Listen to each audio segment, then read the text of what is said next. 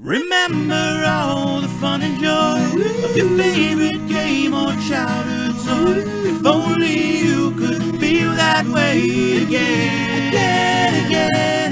Well, you don't have to go back in time, 'cause Nick and friends can help you find long lost treasures you once loved.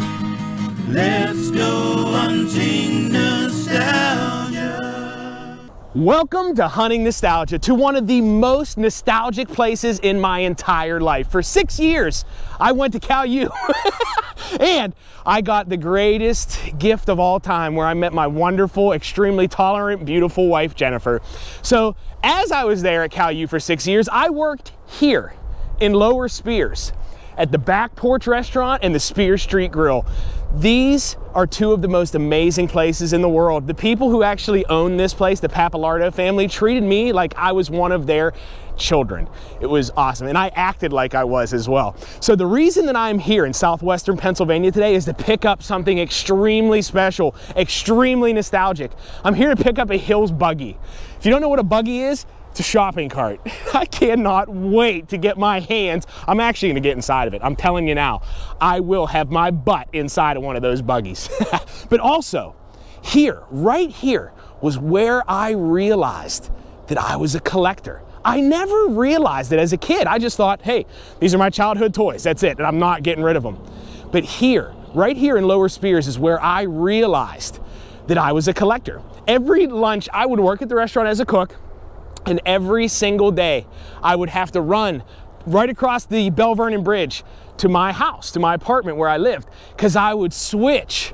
I would rent VHS wrestling tapes, and I would record them, not to sell, but just for myself. And every day at lunch, it would be 4 hours, so that would be the end of my 4 VCRs that I had going recording. And my amazing boss, David Mendocino, he allowed me every day, before lunch would begin, I'd go across the bridge and I'd switch my tapes. These tapes, actually, it was the best handwriting I've ever had. Maybe we could put a picture of that in there. But anyways, we're about to get on the hunt for nostalgia here today on Hunting Nostalgia. This is it. This is the magical place where I'm gonna buy my HILLS buggy. I can't wait. And it is buggy, by the way. For all of you who don't know, it is a buggy. And I'm here in Bell Vernon, Pennsylvania today, just a few miles down the road where they filmed some clips for the RoboCop movie. Everybody remembers that horrifyingly graphic 80s movie. Super awesome. So I'm here and I was talking with Larry about buying this buggy. And what I'm gonna do is I'm going down the road a little bit to their warehouse, to Equipment Connections Warehouse, which is an old Sears department store. How cool is that? But it goes to show you, I'm picking up a HILLS buggy here at Equipment Connection. You never know, you absolutely never know where nostalgia may be hiding. Come on, let's dig this treasure out. What do you say?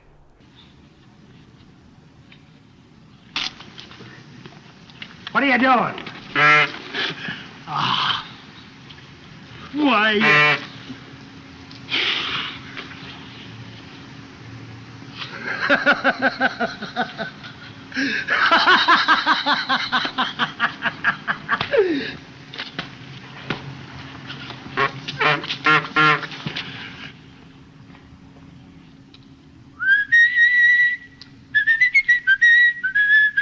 So this is it. This is what it is like to be in an abandoned department store.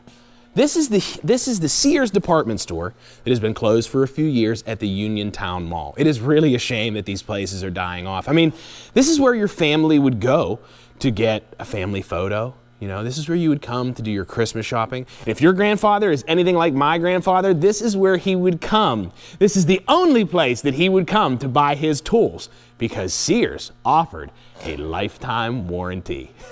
How cool is that? So now this is a warehouse that Equipment Connection uses to store some of their really cool stuff. Look at this. I mean, this has to be 100 years old. You can see where the hot dogs used to be in this brine here, whatever it is, but it's super, super neat. As a kid, now I do not recommend this to anybody at home. I'm not recommending this.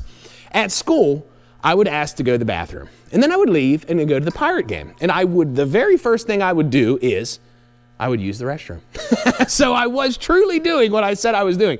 But I would go to the pirate game, and on the North Shore, there is a cart just like this, and it is Gus and Yaya's shaved ice. If you are from the Berg and you do not know what Gus and Yaya's is, you're not a real Pittsburgher. Get downtown, check out Gus and Yaya's shaved ice. All right, the buggies are right on the other side of this wall. I cannot wait. But before I do that, before I go in there, I want you to take a moment of nostalgia with Elvira Taylor. Hey everybody, I'm Elvira from the Doll Circle, and today we're at Renegars, which is located in Mount Dora, Florida, which is an outdoor flea market and also has an indoor antique shop as well. There's tons of vendors, and occasionally they do special events outside, like the one I attended this weekend. So we can see that they have so many different fun goodies, including wrestling figures, which of course I know Nick is all about, but they had G.I. Joes, and as I'm going to show you here throughout this video, some dolls, because those are of course my favorites. Now, you never know what you're gonna find, especially with these outdoor markets. I mean, everything from like McDonald's toys to random baby dolls, but sometimes there's stuff that I find that I didn't even know I needed. The one thing I always find a lot of, which is holiday Barbies. I feel like Christmas Barbies are always so, I don't know, I always find so many at these outdoor markets. I do get lucky sometimes and find vintage Barbie clothes. Like some of these Barbie clothes are literally from the 60s. And honestly, they don't look so bad for being that old, you know, and sometimes, yeah, like I said, you do get lucky and find, you know, like either a treasure that you've been hunting for a long time because it's just so random. This particular outdoor market actually is pretty good about that because there's so many different vendors that come out. So whether you're looking for like glassware or tin or like cars or something, you'll probably find it at something like this. So I highly recommend, if you know that there's a flea market going on in your area, definitely go check it out because you will find some goodies, including weird things. Not only toys, but like sometimes really weird things. Now, they had some vintage He-Man. This one was a little overpriced, so I ended up passing on some of the He-Man stuff, but I did end up getting like a Teletubby for $1 and some other little cute things. I love digging through a lot of these bins and boxes, and I hope one day to actually go up where Nick is and go hunting with him and some of his stuff, because I live in Orlando and we have some decent things to go hunting for. I end up most of the time just going to the thrift store, but like I said, Mount Dora has Renegars, and that's one of my favorite places to go look for like old dolls or, like I said, just really miscellaneous items. Now, some vendors have so many dolls. I mean, like, this is just a weird plethora of toys. Now, they had some really good bargains. Like, these Barbies were just $2, but none of them were really anything I was missing or really needed in my life. There was a couple older ones from the 90s thrown in there, but nothing too interesting. They did have this, like, really cool dollhouse, which I was like, should I repaint this and make it into, like, a little, like, goth house or something, like a haunted house? So I was like, maybe. So now we go inside, and inside that's where they have like their more regular vendors that are there every weekend. The outdoor ones aren't there all the time. So we did get lucky and find a lot of like Star Wars and other collectible figures, and these, like I said, are the regular vendors. So if you do happen to come to this area, you might be able to see some of this stuff if it's still there. Now, I had picked up a ton of these McDonald's Barbies because my goal is to have all of them. One day I will have all of them. And this particular vendor is my favorite vendor. She always has so many dolls, toys for such great prices. Like some of these dolls are literally like $1.50. Like, oh, I know, she always takes all my money. I gladly give it to her because like I said, I find sometimes stuff here that I've literally either never seen somewhere or I want just so I can like either repaint, redress, or, you know, just have on my shelf. She's super sweet, and like I said, she always gives me a really good deal, and she has these really cool figures for $1 and miscellaneous dolls for like $5 to $10, and she has so many random figures that she's collected, she said, over time and years and different places that she goes hunting and then just resells it with her husband in this booth. So like I said, this is always the one I've got to hit up every single time, even just to look at stuff. That's one thing too. Like, I don't always go out just to hunt. Sometimes I want to go out and just look at toys that aren't mine or look at something that's maybe a little bit older or vintage. And I feel lucky that I'm able to go to a place like this where I can look at all of these variety of toys, dolls, and other collectibles. Like this day, I ended up picking up just a few smaller items. Like I picked up a few action figures and a few dolls. I didn't pick up the C-3PO though, even though he was only $1. That's really not a bad price. I was like, I I should have gotten him. I regret that now. I mean, I don't need him, but I mean, it's so hard. I did want this Captain Hook, but for $3, I was like, oh, I'll leave him. I end up getting some dolls instead and a horse. I've been back into buying unicorns again. Don't know where that came back from. I used to have a big unicorn collection, though, a long time ago. Now, they do have this, like, antique toy shop, but it's also like a toy museum. It was really random, but yeah, it's there all the time. So if you happen, like I said, to come into this area, definitely go check it out. It has everything from like tin toys to old trucks to old baby dolls. Like, it was just really cool to see some toys that literally are like 50, 60, 70, or even older. Like, it's just so wild to see the advancements of toy technology from like tin toys to what we have now. So yeah, this is a really cool little find. I didn't even know this was there, but yeah, a fun little antique vintage toy museum. I don't know. I think it was just called a toy museum, to be honest with you, but it was just a lot of fun to be in there. So I hope you liked my moment of nostalgia with me going out and looking at random toys at Renegars. Like I said, it's located in Mount Dora, Florida, and it was a lot of fun. So until next time, back to you, Nick. Let's go hunting nostalgia. Oh man, there they are. It even says Sears on the wall back there. This place is it's kind of spooky, but oh my gosh, there has to be like 30 of these. I don't even know. HILLS, the anti-inflation store. Oh my gosh. From 1957 to 1999, HILLS was the greatest department store in the history of the world. HILLS is where the toys are. I am telling you, it was the biggest department that HILLS had. It had at least 6 aisles of toys. It was absolutely amazing. I never thought in a million years I would ever get a HILLS buggy. Now, I know that my wife is going to ask this same exact question. You might be wondering this as well. What in the world is this ridiculous toy sniffing weirdo going to use? What is a practical use you're going to use for this buggy? Well, all of you toy show jocks like myself, you know what it's like walking around those toy shows with all of your toys. Guess what? You'll see this lunatic strolling around at the next toy show, which I do believe is the Toy Palooza toy show coming in February. But oh my gosh, this is nuts. So what this company does is they will buy out stores and then they will clean them out. And then this happens. You get a batch of buggies from HILLS. Now, my HILLS was in Butler, Pennsylvania. It was at the Clearview Mall. That was my HILLS. I love that store more than you could ever possibly imagine. But these came from the Bell Vernon HILLS, which is now an Ollie's. So to me, I think these suckers here, I think they need to go back where they belong. Let's have a 20-year reunion. What do you say? Let's take this back to its HILLS, huh?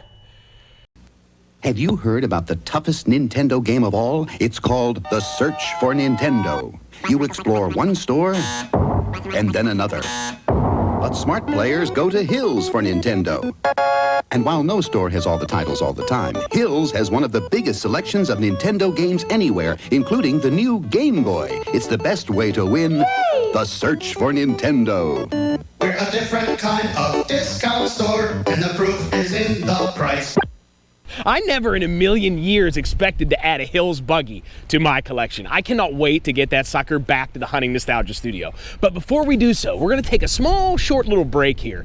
And I want to take you to a collector's house. Through the magic of Hunting Nostalgia, I get to meet so many amazing people and tons of awesome collectors that have really cool collections. And we're going to see one of those right now. Now, this is a very special one. Really, really neat. Right up my alley. My favorite 4 Englishmen of all time. My 4 famous Liverpudlians. Let's take a look at an amazing collection. What do you say?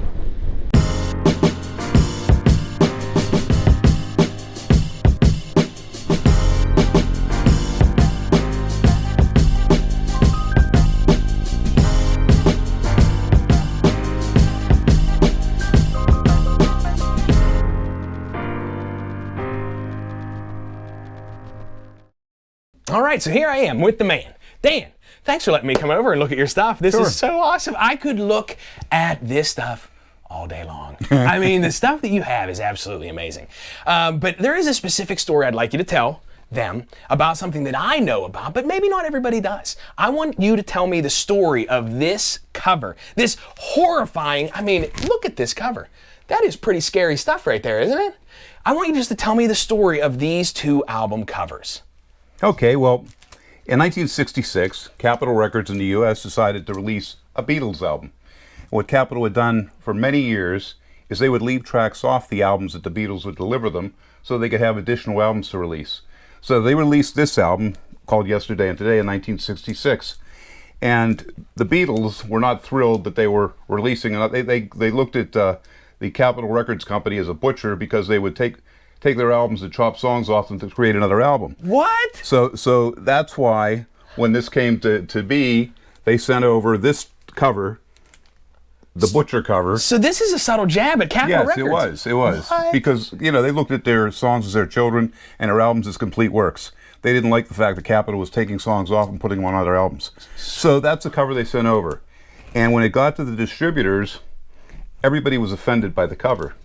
So I wonder why. Capitol recalled this album cover, and what they did is they took most of the albums that they had and they pasted over another album cover. How cool is that? Okay, so they pasted it over, and if you look very closely, you could see a black V. So actually the original version of this, if you could find one like this that's not been peeled, that's the most valuable version of the album. Usually they belong to Capitol Records employees. Most people that got it tried to peel the cover off, and in most cases they destroyed the cover. You could tell what was underneath it, but that was called a second state album. But this album that was covered over, this is probably the most valuable, or second most valuable version, because you can see a black V there that corresponds to Ringo's shirt. Oh, you know, I always wondered how people know if, like, I gotta hold this up because you gotta see the actual line. You can see the line here of the new pasted cover. You know what I mean? It's really neat. And you can see that V where Ringo's shirt is. It's really, really neat. Who was doing that? Whose job was it to sit there and stick these new covers on? You know what I mean? They had, apparently, they said between 6,000 and 60,000 were made, and they were made in various record plants around the U.S., and apparently a number of them were destroyed because some of the plants said it was too expensive to repaste it, so they just destroyed the albums. Oh my gosh. And there's supposed to be thousands in a landfill in New England. Is that right? Let's Yes. go. Come on.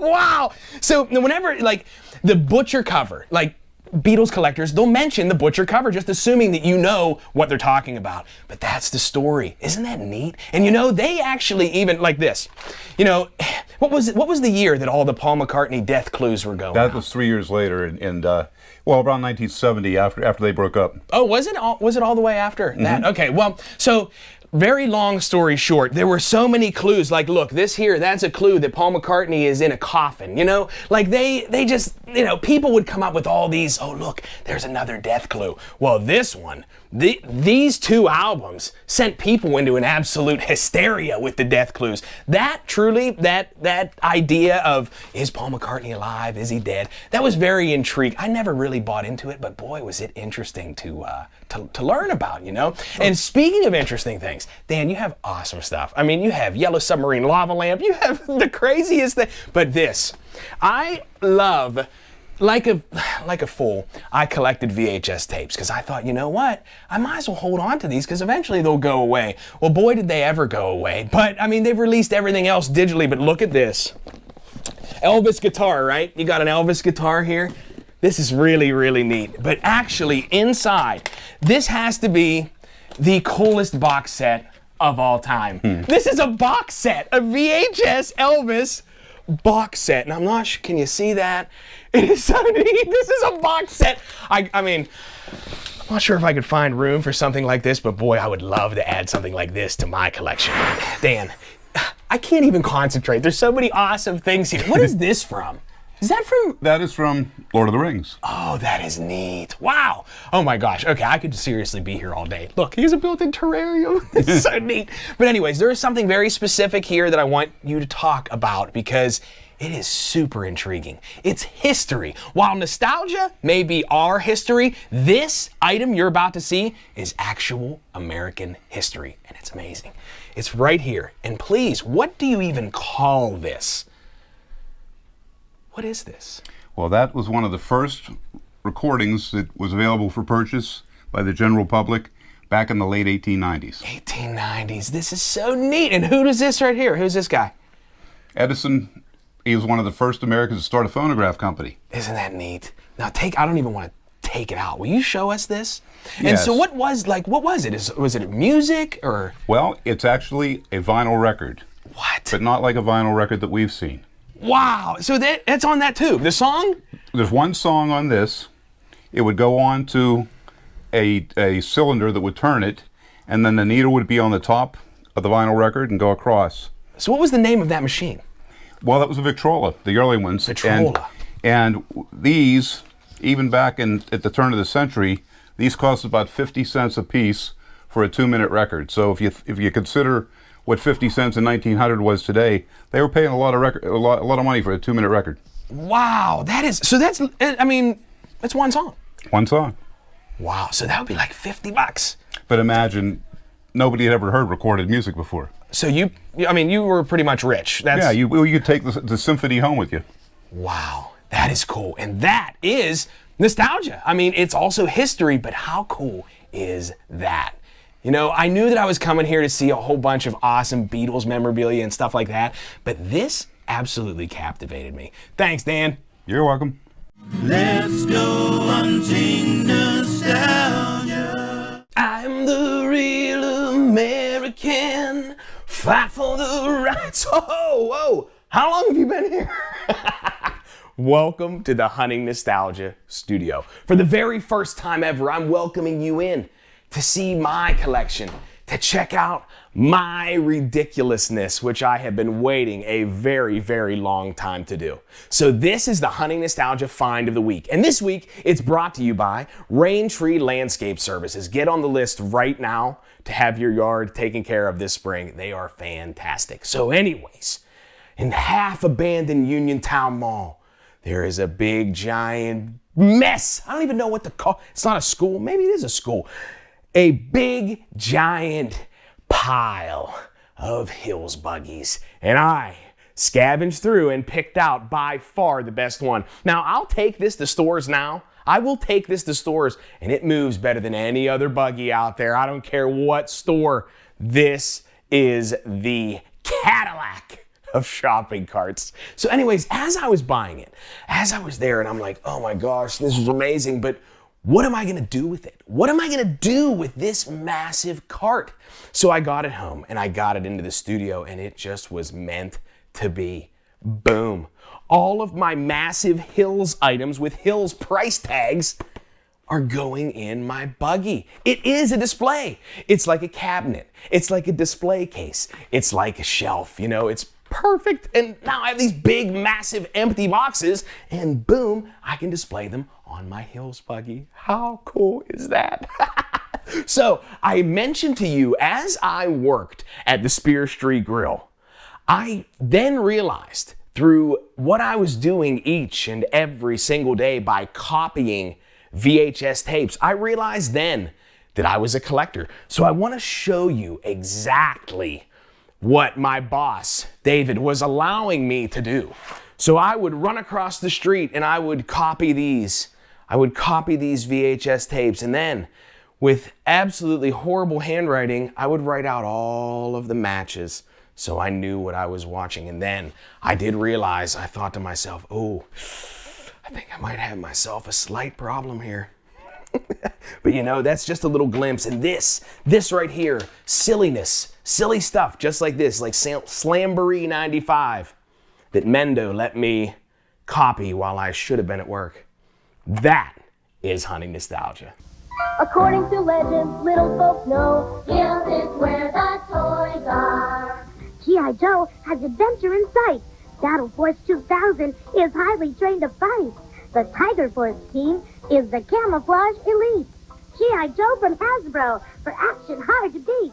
Lots of toys every day. Another reason why they say HILLS is where the toys are. At low prices every day. All right, well, it has come full circle. My Hills buggy has made it home. Now, current department stores like Ollie's here, sometimes they don't always have the greatest toy selection. Ollie's does. Ollie's, their shelves are normally pretty well stocked, but other current department stores, it's just not the case. And you know, there's a really sad explanation why there are no toys on the shelves. Because of toydarians, they will go inside, they will wipe out every single toy that is in that aisle, and then they will go home and they will put it online for people to online shop and pay twice as much for those items. Not cool. Not cool. That is not collecting. A toydarian. Boom. That is what Watto called himself in episode 1 of Star Wars. He said, "Mind tricks, they don't work on me, only money." That is exactly what these people are doing. They do not care about the toys. They only care about the money. That is not collecting. And you know how to avoid that? You know how to avoid paying those absolutely outrageous prices online shopping? Support your local vintage toy shops. Right here, you can find them all on the Toy Store Guide. That is who we need to make sure survives those vintage toy shops. Because I'm telling you right now, online shopping, it will not be around forever. Who can afford to collect that way? Certainly not this toy sniffing weirdo. Thanks for watching Hunting Nostalgia. I gotta get in here. I'll see you next time.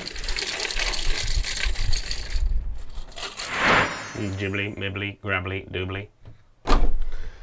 This is the Hunting Nostalgia Studio Test. What does it sound like? Glibbly, globbly, chip, chip, mabbalap, poop, poop, popalop. Hopefully you can hear this. Last time the microphone failed. Horsebow, mollygow, joob, joob, malarava. But what I'm here to talk to him about most specifically is a shared love that we have for the world's greatest band, the Beatles. And I can't wait to tell you, for you to learn about some of the craziest things like this here. No, stop it. Oh, I hate when I do stuff. Whenever I found this at the Uniontown Mall there in Westmoreland County, or is it in Fayette County? I don't know, one or the other.